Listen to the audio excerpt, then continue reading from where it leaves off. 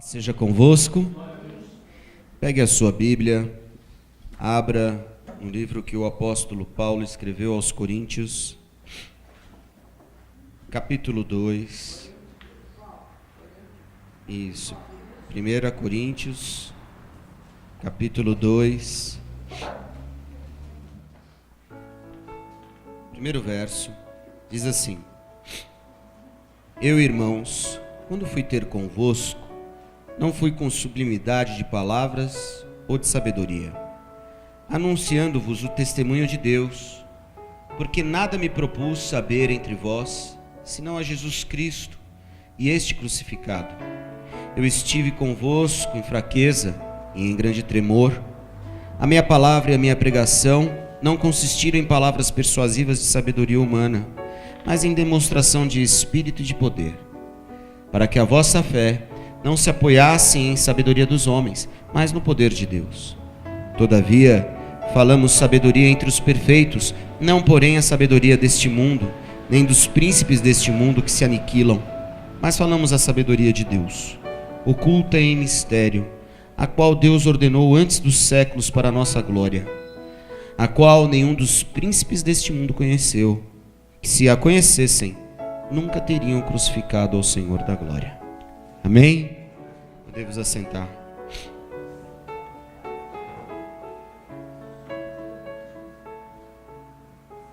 Esse momento em que o apóstolo Paulo está escrevendo à igreja de Coríntios, principalmente a primeira carta.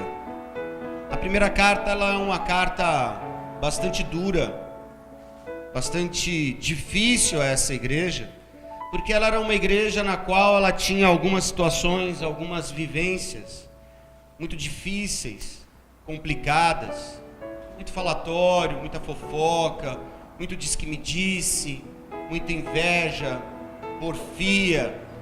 Havia situações nessa igreja que não eram fáceis, e o apóstolo Paulo, ele até na sua segunda carta, ele começa dizendo o seguinte: irmãos, me perdoem por ter sido muito duro com vocês. Me perdoem por ter sido da forma que eu fui, porque eu precisava, eu queria mostrar a vocês a mensagem libertadora da cruz. Eu queria mostrar a mensagem que traz salvação. Mas nesse pequeno momento aqui, ele está começando a falar com a igreja, e ele começa a falar algumas coisas que são importantes e que são valiosas para nós, inclusive ainda hoje. E que nós precisamos pôr isso em prática. Para isso que nós estamos aqui. Um pouco mais à frente ele ensina a igreja a ceia. No capítulo 11, a partir do verso 23, nós vamos ver ele falando sobre a ceia. Mas aqui ele começa dizendo assim: irmãos, quando fui ter convosco, não fui com sublimidade de palavras ou de sabedoria. Porque sabe o que acontece? Naquela época, a filosofia era uma moda. As pessoas usavam as palavras dos gregos, dos filósofos gregos, como base para quase tudo na vida, como um manual de instrução. E aí, a palavra de Deus era confrontada com isso também, não somente pelos outros deuses, mas também pelos filósofos. Os filósofos daquela época que traziam a questão da humanidade para dentro de si, para dentro do ser humano, como a independência de Deus, como o ser humano podendo ter essa capacidade de se desenvolver sozinho. E mesmo o apóstolo Paulo sendo uma pessoa letrada, mesmo o apóstolo Paulo sendo uma pessoa com um profundo conhecimento da Bíblia, porque o fariseu, ele tinha um profundo conhecimento do Velho Testamento. Um profundo conhecimento do Velho Testamento. O apóstolo Paulo aqui, ele está escrevendo para essa igreja por volta de 59 depois de Cristo. Se a gente fizer um pouquinho da conta, Cristo morreu e ressuscitou no 33º ano. Então, se a gente for fazer essa continha básica aí, foram 20 e poucos anos depois somente daquilo que ele já estava falando, daquele encontro que ele teve com Jesus no caminho de Damasco. Então ele já tinha uma experiência a respeito da vivência cristã, por isso a fala dele. Então ele não era tão aprofundado nas questões filosóficas, mas ele queria mostrar para as pessoas o testemunho dele na vida de Cristo, com Cristo e para Cristo. E aí quando eu olho para isso, quando eu começo a prestar atenção, ele começa a dizer algumas coisas aqui que eu quero que você entenda. E que nós precisamos pôr em prática isso hoje. Se nós não colocarmos em prática, dificilmente vamos entender o que é participar da ceia. Primeira coisa que eu quero que você entenda, e que nós vemos aqui claramente, é que no verso 2 ele fala sobre a mensagem da cruz. Ele diz: porque nada me propus saber entre vós, senão a Jesus Cristo, este crucificado. O que é a cruz? O que é a cruz para você? O que é a cruz para nós? A cruz para nós é a nossa libertação de vida. A cruz para nós é o divisor de águas da nossa vida. A cruz para nós é onde morre o nosso pecado, morre as nossas dores, morre os nossos pensamentos horríveis, terríveis. E aí começa a ter a vivência de um novo homem, de uma nova criatura. A cruz é a passagem. E se você está aqui nesta manhã, é porque nós acreditamos que a cruz nos libertou. A cruz nos trouxe vida, nos trouxe salvação. E ele é claro, quase em todas as suas epístolas, como assim os evangelistas, e até mesmo João lá no fim, em que ele diz assim: eis que estou à porta e bato. O que ele está querendo dizer? Houve uma passagem. Qual foi essa passagem? A passagem de Jesus pela cruz, para que o Cristo surgisse, porque o nome dele não era Jesus Cristo, o nome dele era Jesus de Nazaré, de José, de Maria. Ele passa a ser Cristo após a ressurreição. Então a cruz é uma passagem. A cruz é a passagem da nossa vida, porque nela nós depositamos todo o velho homem, toda a velha criatura, e nós acreditamos que nós somos sarados, lavados e remidos pelo sangue de Jesus, e com isso obtemos a salvação. Cruz. Não é à toa que nós ouvimos a seguinte palavra: leve a sua cruz. Não é para você carregar o peso, porque já não existe mais o peso. Jesus disse: troca seu fardo pesado pelo meu que é leve. Ele já fez isso por você. Mas quando ele fala: tome a sua cruz e siga-me, ele está dizendo o seguinte: o Luiz, a Nice, a Sandra já morreram na cruz e já estão ressurretos em Cristo Jesus. E aí você começa a viver o que? A eternidade. A partir do momento em que você está em Cristo, nova criatura você já começa a viver os passos da eternidade. A passagem já existiu. Paulo fala isso. Então ele está dizendo: olha, lembre-se do Cristo ressurreto. Lembre-se da mensagem da cruz. Cruz. Era isso que a gente tinha que pregar todo santo dia na igreja. Cruz. Não precisávamos pregar qualquer outra coisa. Mas Deus é tão bom que nos ensina na sua sabedoria fantástica, que nós vamos falar um pouquinho mais à frente aqui, para que nós possamos ser trilhados, tratados, que nós possamos ser pessoas crescidas em Cristo, para que a gente consiga suportar e passar por esta vida. Porque vamos passar por esta vida, não é? Engraçado que teve um pastor amigo meu que fez aniversário essa semana, e todo mundo lá: parabéns, Deus abençoe, muitos anos de vida, muita paz, muita alegria, foi muito legal, tal. Aí veio um outro pastor amigo meu e põe embaixo assim: parabéns, você já está mais próximo de Deus.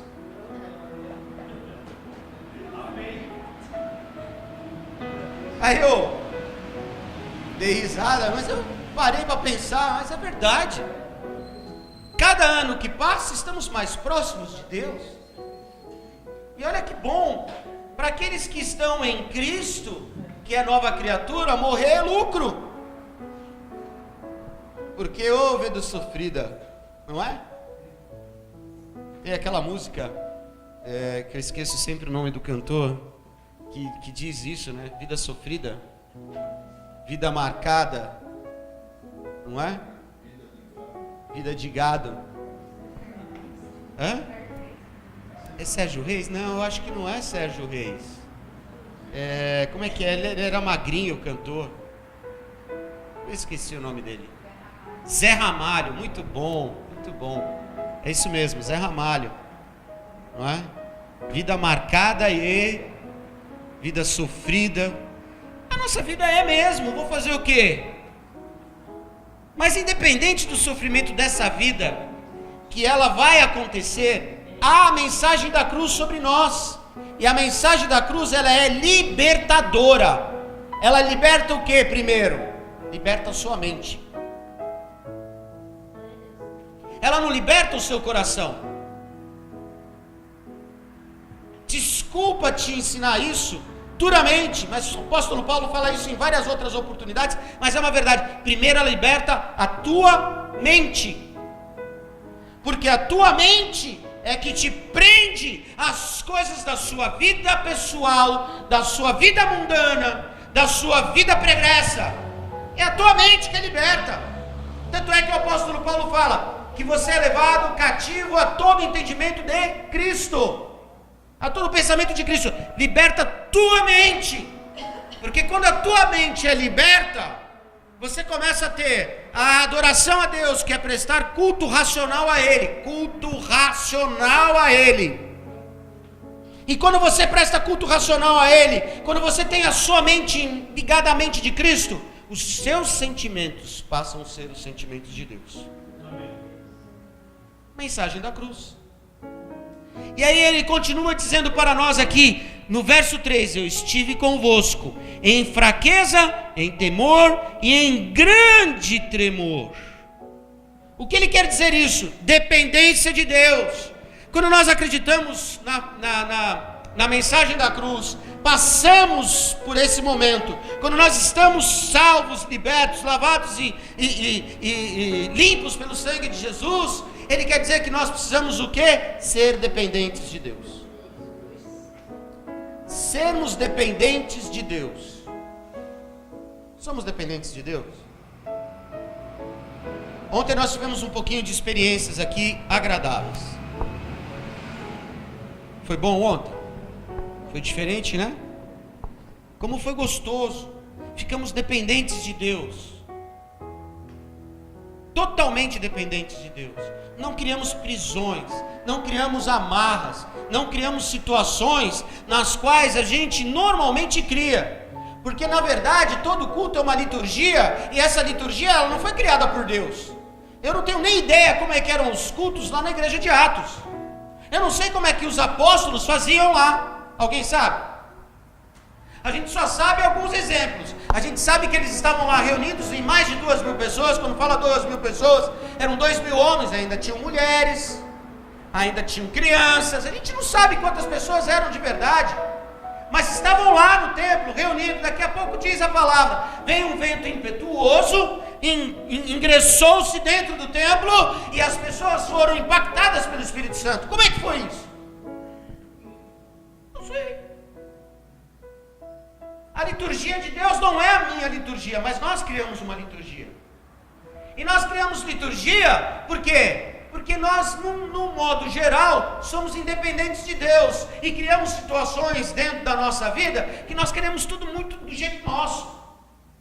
Por isso que às vezes os cultos, para algumas pessoas, quando elas entram dentro do culto e dizem assim, hoje o culto foi mais ou menos. Se pergunta, como é que foi o culto? Foi bênção? Aí a pessoa fala, foi bênção. Quer dizer, o culto, ela se apropriou dela. E ela esqueceu que o culto não é dela, o culto é para Deus. Precisamos ser dependentes de Deus. Dependentes do quê? Daquilo que Ele é em nós. Em nós. Porque olha, eu acho interessante que quando o apóstolo Paulo ele fala a respeito disso, nesse verso, ele quer dizer o seguinte, que o temor de não conseguir pregar corretamente a cruz, faz com que a gente comece a ter situações próprias de entendimento e passar essas situações próprias de entendimento. Mas quando eu estou dependente de Deus, o Espírito Santo de Deus age através de mim e através das pessoas. E aí a pregação, ela flui normalmente, porque é o Espírito Santo de Deus falando. Ser dependente de Deus é agir plenamente naquilo que Deus quer, da forma que Deus deseja, da forma que Deus tem a intenção de que nós cresçamos nele. Não é isso que o apóstolo Paulo fala? Convém que ele cresça e que eu... Então nós precisamos diminuir. Eu não estou dizendo que a gente tem que ser desordenado. Eu não estou dizendo que a gente tem que ser um povo sem pé, sem cabeça. Porque Deus também não gosta de um povo sem pé, sem cabeça. Deus gosta de um povo que pensa. De um povo que saiba analisar os fatos. Ontem estava aqui, entrou um rapaz. Uma visita. Não é que nós não abrimos o culto publicamente. Todos os nossos cultos são públicos. Qualquer um que quiser entrar aqui pode. Sabia disso? Lei. Qualquer um. Se entrar um transformista, se entrar um travesti, nós, independente de qualquer coisa, não vou nem falar espiritualmente falando, somos obrigados a recebê-los. E se nós falarmos que eles não podem ficar aqui, somos acusados inclusive de racismo. E quando somos acusados inclusive de racismo, podemos ser presos e podemos ficar com um crime inafiançável. Mas nós, como cristãos, não estamos preocupados. A lei não está sobre mim e nem sobre você, porque nós queremos que as pessoas entrem aqui para conhecer o amor de Deus. E se nós a amamos, independente de quem elas são, se elas são gays, se elas têm essa opção sexual de vida, se elas querem ser o que elas querem ser, não me importa. O que me importa é que eu tenho que levar a mensagem da cruz, sendo dependente de Deus, que Deus me amou primeiro, para que eu possa amar essas pessoas, para que essas pessoas possam entender que aqui todos nós somos dependentes do amor de Deus. Eu sou dependente do amor de Deus. Sem o amor de Deus eu não vivo. Sem sua misericórdia e sua graça eu não posso sobreviver nessa terra.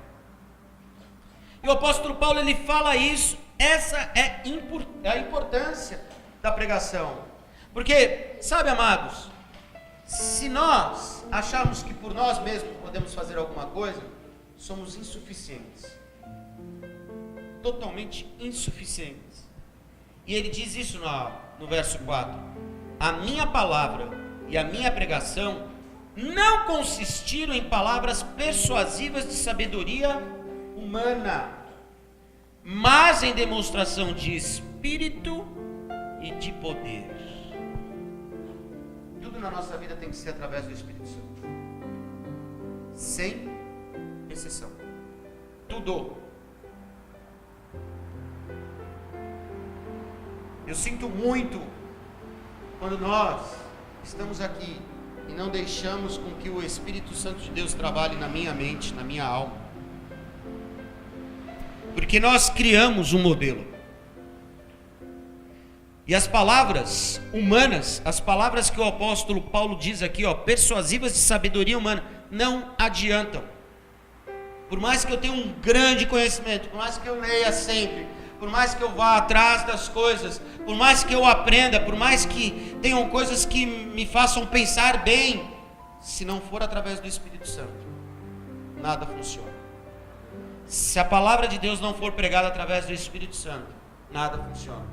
Se não cantarmos para Deus através do Espírito Santo, nada funciona. Se eu não estiver na minha casa através do Espírito Santo, nada funciona. Se eu não estiver no meu trabalho através do Espírito Santo, nada funciona. Nada funciona. Nada. É por isso que invariavelmente nós estamos na igreja e somos pessoas inconstantes, como o próprio apóstolo Paulo fala. Meninos inconstantes na fé. Por quê? Porque a nossa fé está na fé humana. A chave da nossa vida é ligada na fé humana e não na fé em Deus. A fé em Deus é movida pelo Espírito Santo de Deus. Sabiam disso? A fé vem pelo ouvir e ouvir a palavra de Deus. Ok? Quem é a palavra de Deus? Jesus Cristo. Se ele é a palavra de Deus e ele diz que ele habita em mim e eu sou o templo do Espírito, quer dizer que se eu sendo o templo do Espírito, olha que coisa maluca, você viu a voltinha que eu dei? Se eu não entender isso, o Espírito Santo de Deus não age na minha vida. Quem age sou eu. A fé vem pelo ouvir e ouvir a palavra de Deus. Então quer dizer, eu tenho que ter fé para ouvir, entender a palavra de Deus. Que quem é a palavra de Deus? Jesus Cristo, que habita onde? Em mim, porque eu sou o templo do Espírito Santo. Ele faz morada na minha vida e em mim ele me transforma. E aí o apóstolo Paulo fala: convém que ele cresça e que eu diminua. Convém que todo eu meu suma, desapareça. Não seja mais eu, mas seja Deus. Totalmente Deus. É isso que ele quer dizer nisso. A demonstração do Espírito. Você deixa o Espírito se demonstrar através de você?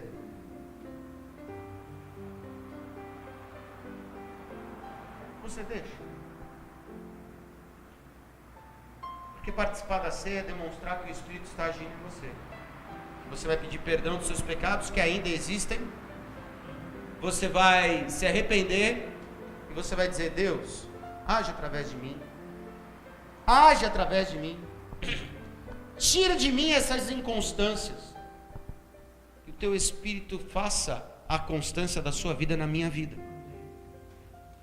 E aí logo após isso, no verso 6, ele diz assim: todavia falamos sabedoria entre os perfeitos, não porém a sabedoria deste mundo, nem dos príncipes deste mundo, que se aniquilam. Só os que espiritualmente maduros conseguem entender a sabedoria de Deus. Amados, nós precisamos ser maduros. Por que nós somos tão imaturos? Por que a gente é tão imaturo? Por que a gente é tão crítico de tantas situações que não tem nada a ver na nossa vida? Como a gente critica, como a gente julga, como nós somos religiosos. A maturidade espiritual te gera liberdade. A maturidade espiritual te gera comunhão. A maturidade espiritual te gera intimidade com o Pai. A maturidade espiritual te gera intimidade com os irmãos.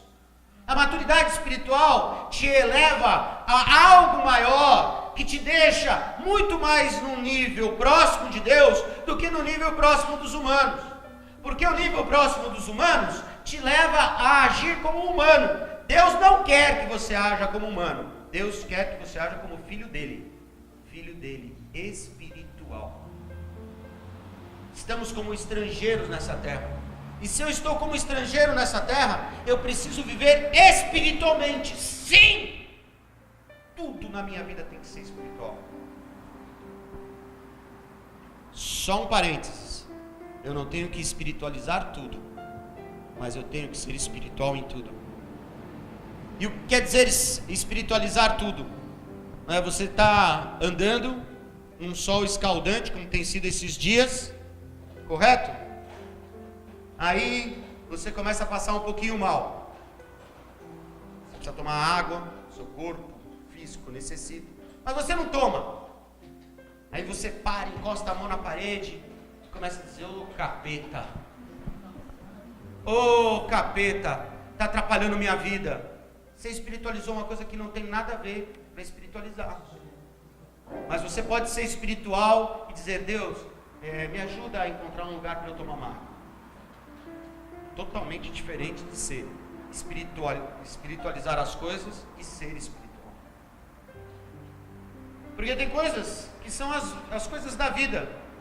Nós precisamos comer, se a gente não comer, a gente morre. Aí às vezes não tem aquilo que a gente gosta de comer em casa, a gente fala: pô, o diabo me tirou. Espiritualizou uma coisa que não tinha que espiritualizar. Não é? Quantas coisas a gente não espiritualiza? Algumas semanas atrás eu tive uma conversa aqui tão gostosa com alguns jovens. Ficamos até tarde. E eu estava explicando para eles a respeito disso aqui. O que é isso para você?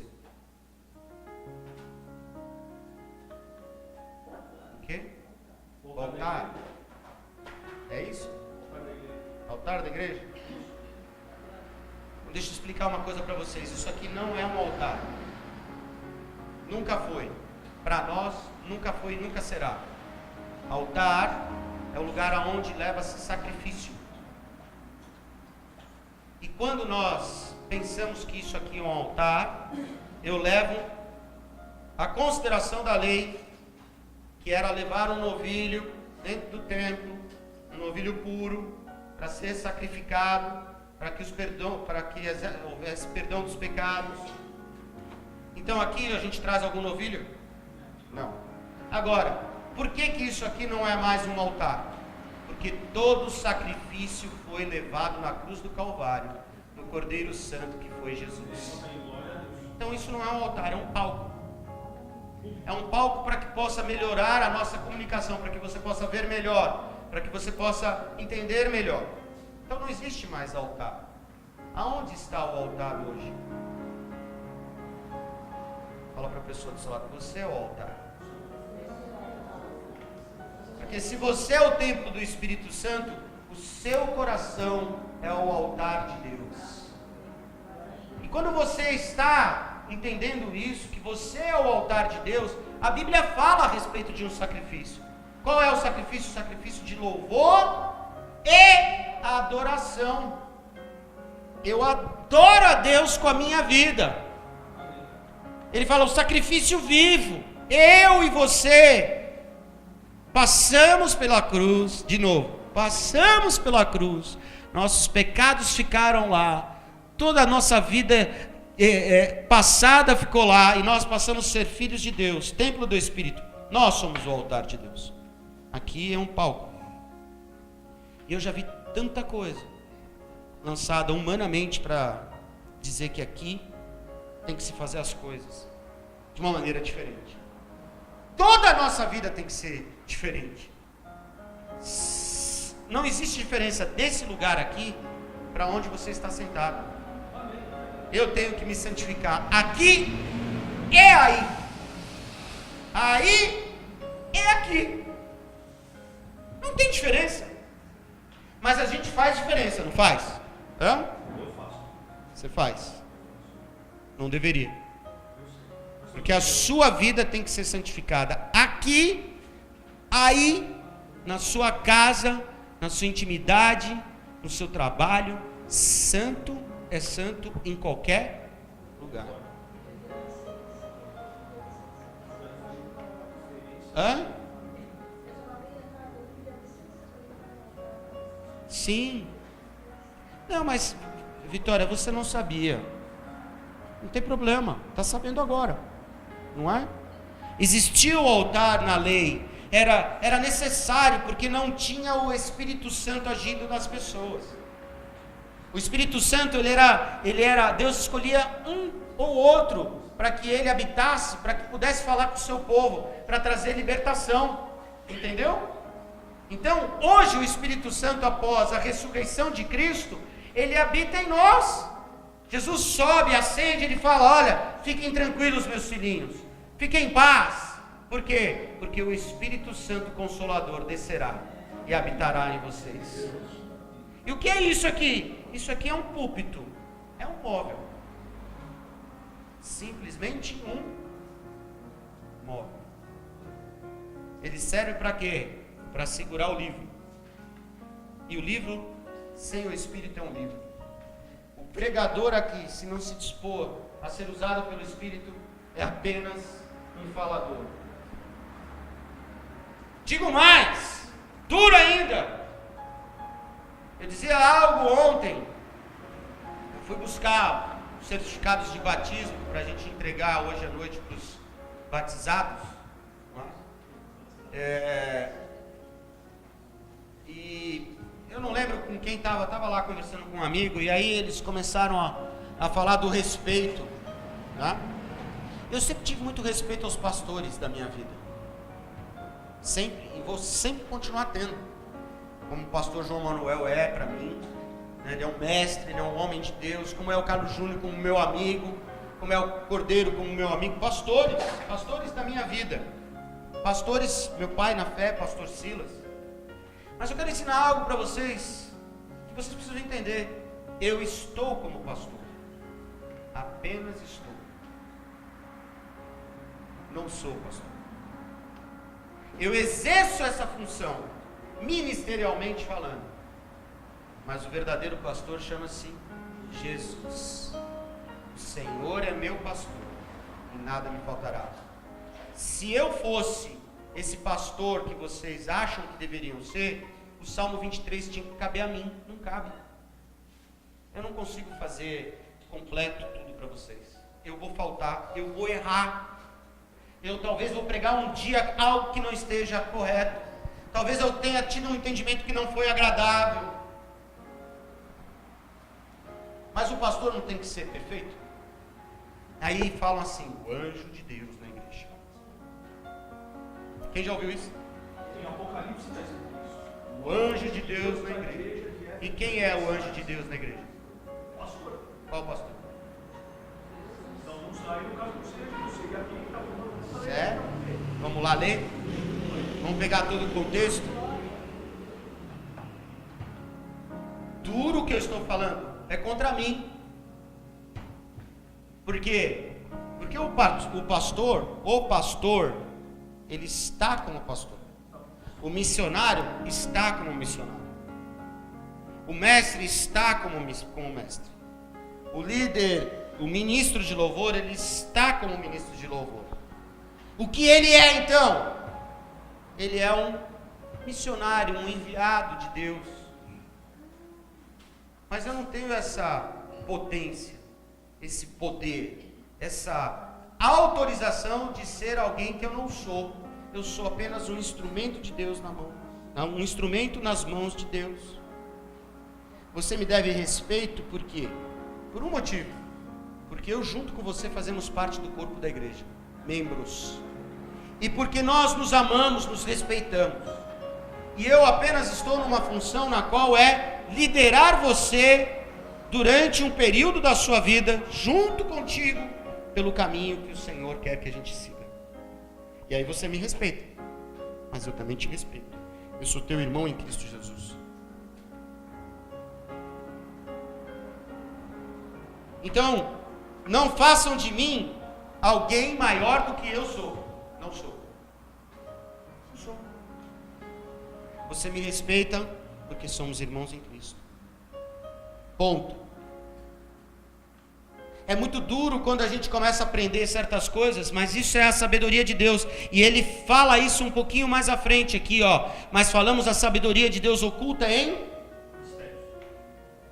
a qual Deus ordenou antes dos séculos para a nossa glória, a qual nenhum dos príncipes deste mundo conheceu, que se a conhecessem nunca teriam crucificado ao Senhor da glória.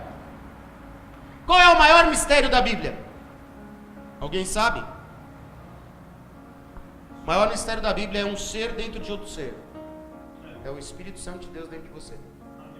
Como é que pode estar habitando dentro de você? Matar. Só Deus faz isso. Lindo isso, né? Esse é o maior mistério da Bíblia. E aí nós vamos lá em 1 Pedro capítulo 1, verso 18. Diz assim, e a gente vai encerrar, vamos para a ceia. Sabendo que fostes resgatados, não foi com coisas corruptíveis, como ouro ou prata, da vossa vã maneira de viver, estilo de vida inútil que nós temos, a qual recebestes dos vossos pais, mas como o sangue precioso de Cristo, como de um cordeiro sem mancha, sem contaminação, o qual na verdade, olha que lindo isso, em outro tempo foi conhecido, ainda antes da fundação do mundo, mas manifestado nesses últimos tempos por amor de vós. Deus já sabia que nós estaríamos hoje aqui nesse dia, 4 de março, Santa Ceia. Já tinha feito a obra salvífica, já tinha imaginado Jesus para nos salvar. Olha que louco isso. Já tinha imaginado Jesus antes da fundação do mundo. Já imaginava de você, Vicky. Já imaginava da sua situação. Já imaginava de tudo que nós íamos acontecer e viver. Já imaginava. E já nos colocou juntos para a gente passar isso juntos. Porque eu vou ser bem sincero. Uma das maiores mentiras que o diabo inventou é que nós não precisamos da igreja. Isso é a pior coisa que o diabo conseguiu incutir dentro de pessoas que professam a fé em Cristo Jesus. Não podemos viver sozinhos. Não fomos criados para vivermos sozinhos. Nem Deus vive sozinho. Se nem Deus vive sozinho, por que eu tenho que viver sozinho? Agora, Ele cria a igreja para quê? Para que juntos, em comunhão, participemos da graça de Cristo, do seu amor. Aí a gente fala assim, não. Quem já ouviu assim? E aí, irmão, está indo na igreja? Não preciso mais. Deus está comigo aonde eu estou. Quem já falou? Já ouviram isso? Quem já ouviu? Já ouviu isso, né? Eu já ouvi isso muitas vezes. Não é? Eu sou a igreja. Não é?